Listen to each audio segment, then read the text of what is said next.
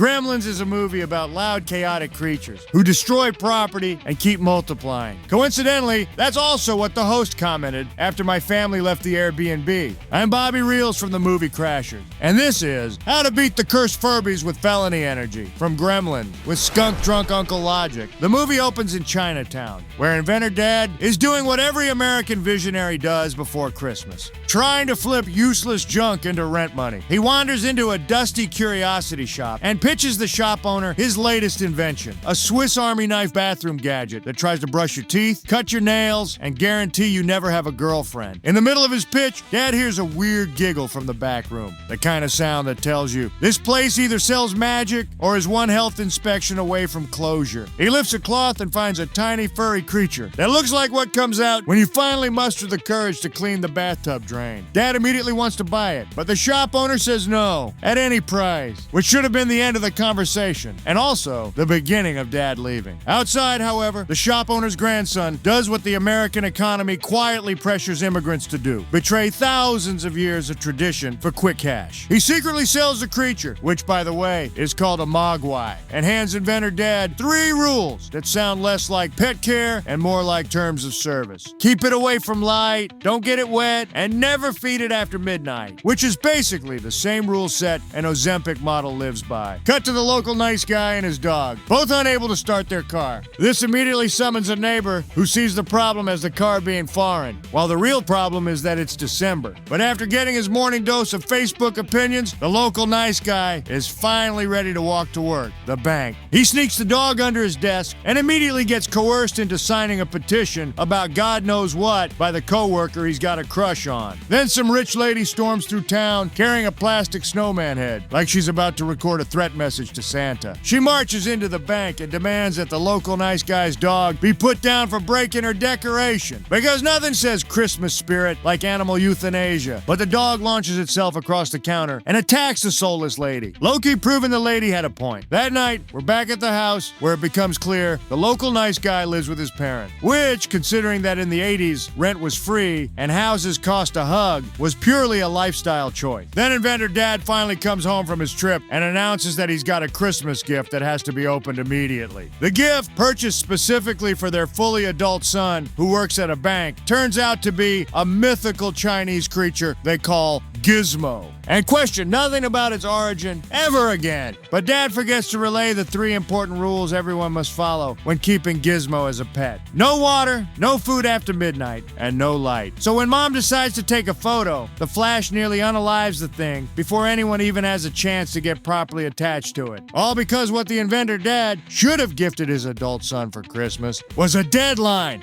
Wrap the deadline like a real present. Put it in a card, put a bow on it, right? Congratulations. You're moving out by March 1st. And if your son asks why, just say, because you're an adult and you work at a bank. Now your son spends the next 3 months doing adult tasks, looking at apartments, paying deposits, pretending he understands electricity, and learning the ancient art of buying his own groceries. And I bet he wouldn't find a single landlord who would allow him to live with a Christmas goblin from Chinatown. And if you love your son so much you still insist on giving him a gift, make it something that doesn't challenge the established reality. Give him a toaster, give him socks, give him a tie, give him a framed photo of a more successful neighbor's son with the caption, "Start acting like this guy." That's the real truth. The whole debacle could have been avoided if only the local nice guy had any sense of shame. Later that night, the local nice guy bonding with Gizmo by playing an electronic keyboard, while the creature sings along like a tiny lounge act. It's cute, it's peaceful. It's also the last moment this house experiences before it becomes a biology experiment with a mortgage. Next morning, the 30-year-old nice guy's 10-year-old best friend shows up, sees Gizmo, and immediately wants one, because Christmas historically has made people jealous. He asks to hold him, gets excited, knocks over a jar of water, and Gizmo starts screaming as 5 furry blobs launch out of his back like incognito tabs, auto-playing at full volume the second you open your laptop in public. The local nice guy tells Inventor Dad what happened, expecting panic. But Inventor Dad hears it multiplies and reacts like he just discovered a new household product. He starts dreaming about selling these things to every home in America, while the new Mogwai immediately start acting like Kardashians with claws. Later, the movie briefly remembers it has a dog. The local nice guy can't find him until he spots him outside, tied up in Christmas lights like the Mogwai needed something to do in between scenes. Nothing comes of this. So the Inventor Dad responds by quietly removing the dog from the movie altogether and taking him on his work trip, which kind of confirms that the dog was probably a Nepo baby, contractually enforced to appear. Next day, the local nice guy brings one Mogwai to a science teacher. Because when you find a mythical creature with cursed rules, the logical move is to involve public education. The teacher adds a single drop of water, and another Mogwai pops out instantly. So, the teacher decides to keep it overnight, which is the kind of decision you only make when you've never seen a movie. That night, the crushed co-worker is closing the bar, where she dabbles as a bartender, while the neighbor comment section gets drunk and rants about gremlins in foreign cars, accidentally being right in the most annoying way possible. The local nice guy walks the crush home. She admits she hates Christmas, gives a weird speech about how the holidays make some people want to opt out of life entirely, and the nice guy kind of just says, yeah, whatever, and asks her out. She says yes, because romance must happen right before disaster for the plot to work. Late that night, the new Mogwai start crying for food. The local nice guy checks the clock. 11:35, so he feeds them chicken, feeling proud that he's following the rules. But across town, the school Mogwai is stealing a sandwich at 2:20 a.m. And by morning, both places have the same problem. 5 slimy cocoons on the floor. Mom asks if the nice guy fed them after midnight. He says no. Then realizes the clock still reads 11:35 because the power cord has been cut. All because the local nice guy should have done what every responsible adult does. Check the price of chicken against how crucial it is for a Mogwai to eat more than once a week. Step 1, establish the household budget. Who brings money in? The local nice guy works at a bank, which means he's employed, but not in a supporting 5 extra mouths kind of way. Inventor Dad contributes emotionally and occasionally creates negative profit. Mom is still under review. So the moment the new Mogwai start crying for food, we gotta start asking ourselves, do they deserve it? Now do the math like a grown-up. How much does a mythical creature actually need to eat to survive? Gizmo has been alive this whole time, surviving on vibes, keyboard concerts, and being cute. That tells you everything. So why not add one more rule? We eat on a schedule. 1 feeding. Daylight hours. Once a week, Max, I'm sorry. And then you get down to what exactly you're feeding them that one time per week. Because why is it chicken? Chicken is a premium meat. Chicken is for guests. So you pivot. You find cheaper options. Rice, maybe bread, 1 slice of bologna cut into 6 equal pieces. Sometimes oatmeal, because this isn't a midnight rule problem. This is a, why are we running a 24/7 snack operation for a mystical squatter problem? Anyway, the local teacher / self-appointed Mogwai expert explains the cocoons are basically in their pupal stage, which is a cute way of saying, your house is running a monster factory now. But the nice guy doesn't seem bothered. Meanwhile, back at his place, the phone rings. Mom answers. And upstairs, the cocoons start cracking open like they've got somewhere important to be. Gizmo is terrified because he's the only one in this family who watched Ridley Scott's Alien. The classroom cocoon starts hatching during class, and nobody notices because kids will ignore anything as long as the bell eventually rings. After the students leave, the teacher checks the cocoon and finds it empty. So he calls the nice guy like, hey, your science project just became a fugitive. Then he does the smartest thing a man can do in a horror movie. He tries to lure the creature out with a candy bar. The creature responds by attacking him, as if it doesn't care at all how hard it is to find a new science teacher in the middle of the school year. The nice guy arrives when it's already too late. He tries to pick up the phone, but a clawed hand slashes him. Then the creature escapes through the air vent like its wife is being held hostage by Alan Rickman. The nice guy attempts basic first aid, but the mutated Mogwai reappears and starts throwing medical supplies at him, which is both rude and kind of impressive. Like, this thing isn't just violent, it's a hater. Back at the house, the newly hatched gremlins have tied Gizmo to a dartboard and are torturing torturing him, because apparently their first hobby is being evil in an arts and crafts way. Mom hears a noise, grabs a knife, and walks upstairs like she's about to conduct the most diplomatic peace negotiations the world has ever seen. She opens Billy's room, sees the empty cocoons, and at that exact moment, Billy calls to warn her to get out of the house. But of course, the phone line gets cut because it's becoming clear these gremlins aren't just mythical animals. They're professional saboteurs. Mom goes downstairs, sees the gremlins, and instantly turns into the most competent person in the entire movie. One gremlin sticks its head in a blender, and she turns it on. Another gets stabbed, another gets microwaved. It's less small-town Christmas and more cul-de-sac holy massacre. One gremlin hides in the Christmas tree. The tree collapses on her, and right when it looks like she might lose,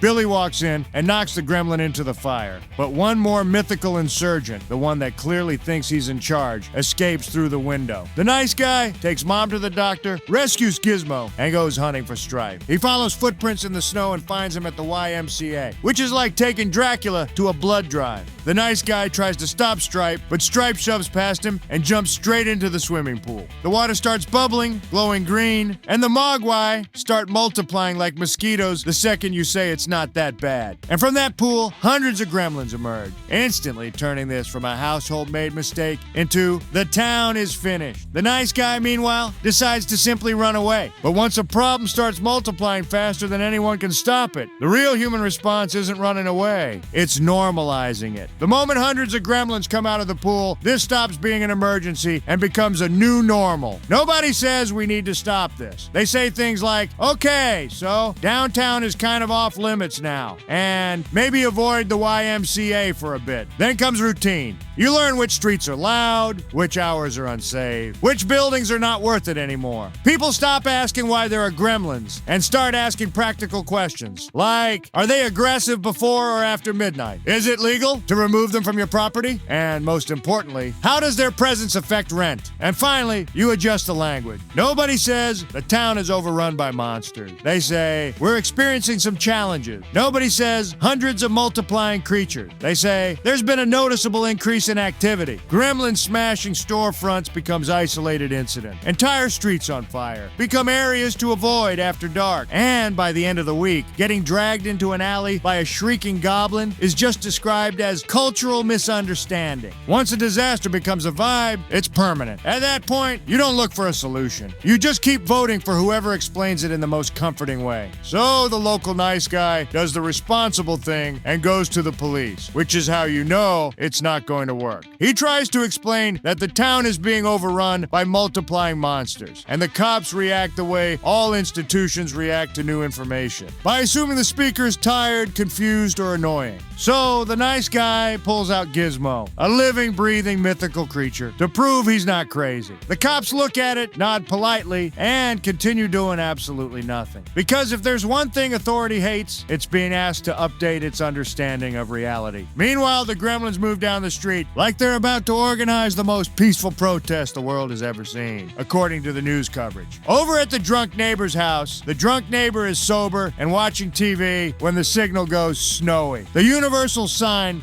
that sobriety was never the solution. He goes outside to check the antenna, hears a noise, and discovers the gremlins have stolen his snowplow. They drive it directly through his house, unaliving him and his wife in what feels less like a horror sequence and more like the movie quietly retiring a character nobody was gonna miss. With that done, the gremlins fan out across town and start treating Kingston Falls like a demolition sandbox. Back at the police station, the local nice guy is still trying to explain Mogwai logistics when a call comes in about the drunk neighbor accident. The nice guy says, very calmly, that this was done by gremlins. The police hear this and mentally file it under things we will deal with never, because admitting the nice guy is right would mean admitting the situation is bigger than their training and their pensions. Stripe, the gremlin leader, then pays a visit to the rich, soulless lady, the least mourned woman in town. She comes downstairs on her stair lift after hearing what she assumes are Christmas carolers. Her plan is to throw water on them because she's evil and proactive.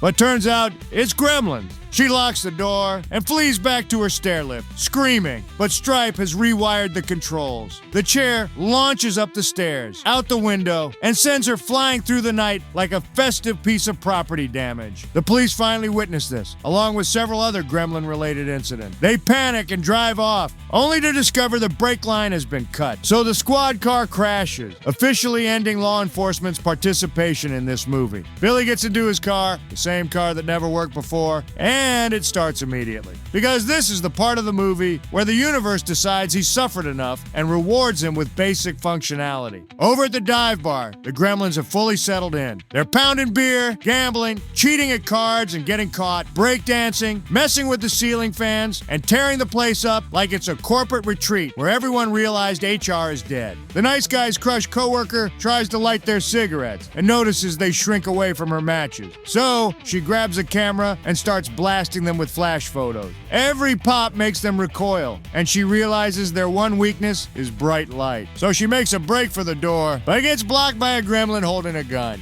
All because when there's a party like that, why would you skip? If a short guy in a beanie is posted at the exit, that's not a hostage situation. That's a guest list situation. Step 1, stop acting like prey. Switch energy. You smile like you belong there. You nod like you know the DJ. You hit him with the universal language of getting past any door. Hey, I'm with them. And you don't over-explain, because over-explaining is what dorks who never get invited anywhere do. Now you relax. Blend in. Grab a beer you're clearly not gonna drink. Do a little fake laugh at whatever chaos is happening. Clap at the breakdancing like you're impressed. You want to become background. The goal is not to win. It's to stop being sus. Because the gremlins aren't guarding the exit to keep you in. They're guarding it to keep the vibe in. And while you're part of the party, you weaponize the one weakness you already discovered. But socially, you don't flash them like it's a battle. You become the annoying person taking pictures. Hold on, one more. Group photo. Suddenly, the room starts flinching and shrinking back. And now you legally have a justified reason to walk outside to take a sexy, moody pic of Christie hugging a light pole. Anyway, the nice guy shows up in his car, and for the first time in his life, the headlights are useful. The gremlins shrink back like they just got hit with accountability. Then the car immediately stalls again, because it was apparently invented by his dad.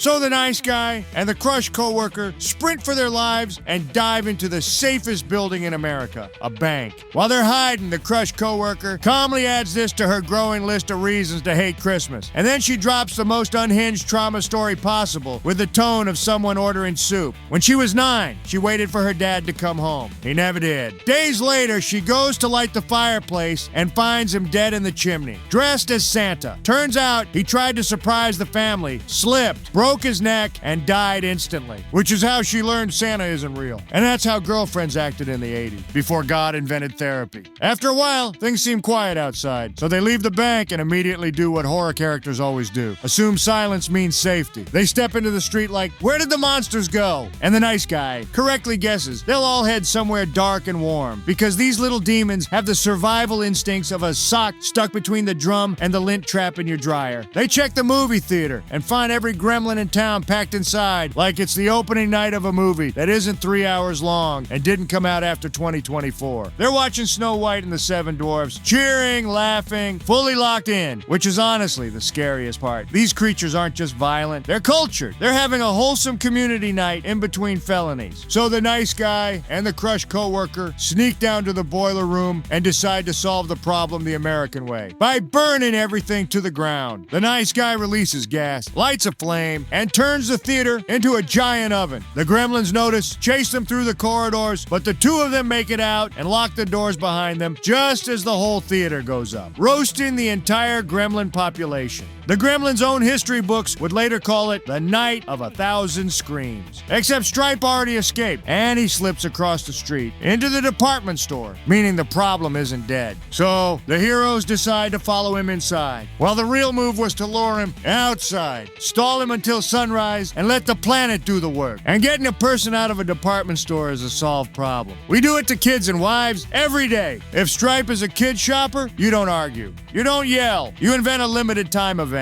There's a truck unloading new toys right now. Kids don't leave stores because it makes sense. They leave because they think they're about to miss a better life experience. If Stripe is a wife shopper, you don't rush her. You redirect her with static. Babe, the parking lot has better lighting. Babe, you need to see this in natural light. The second you say natural light, every item becomes an emergency. Now she's marching outside like it's a mission. Because nobody wants to buy something under department store fluorescence and regret it forever. And if Stripe is a coupon shopper, it's even easier. Because coupon people don't leave stores for safety. They leave for savings. So you tell them the register is glitching and the deal only loads in the parking lot. You say there's a QR code on the front door. And watch his little sunglasses tilt up like a shark sensing blood. Now he's speed walking toward daylight voluntarily. Because he thinks he's about to win. So Stripe clocks the crushed co-worker, bolts deeper into the department store, and immediately starts moving like he owns the place. To be precise, he's skateboarding through aisles with fistfuls of candy, which is exactly what happens when an innocent creature discovers capitalism for the first time. The nice guy hands Gizmo to the crushed co-worker and tells her to find a light switch. Because in horror movies, the battle plan is always split up and hope for the best. Then, right in the middle of the apocalypse, they share a kiss. Which makes sense. It's the 80s. You could be bleeding out and still have time for a smooch and a saxophone solo. The nice guy grabs a baseball bat and goes hunting through the store, while Stripe keeps throwing random objects to slow him down, like he's playing real-life Mario Kart. Upstairs, the crushed coworker finds the switchboard and starts flipping switches like she's trying to reboot the Matrix. One of the switches activates the water fountain, which is the worst possible button to press in a movie where water equals multiplication. Meanwhile, Stripe jumps the nice guy, injures him, and then somehow there's a running chainsaw involved, because department stores in the 80s were apparently just casually stocked with fully operational murder tools. The nice guy holds Stripe off with the bat. Stripe grabs a gun near the fountain, and the whole final fight turns into, for a few dollars more, in damages. But then the crushed coworker finally hits the right switch, and the lights blast on. Stripe recoils, gets yanked around by the chainsaw chaos, and stalls out right by the fountain, still trying to be a menace. Right on time, Inventor Dad returns to town. The dog also returns to the movie, and Gizmo fully stops being a pet and becomes a hero. He jumps in a little remote control car, hits the blinds, and exposes Stripe to daylight. Stripe screams, melts, and dissolves into a pool of goo, which is basically what happens to anyone after a long night shift. Back home, everyone watches the news report like it was just a minor inconvenience on the commute. Then, the original shop owner appears in the house. He scolds Inventor Dad for thinking he can own a mythical creature like it's an air fryer, says Westerners aren't ready, and goes ahead to collect Gizmo. And the nice guy fully lets him.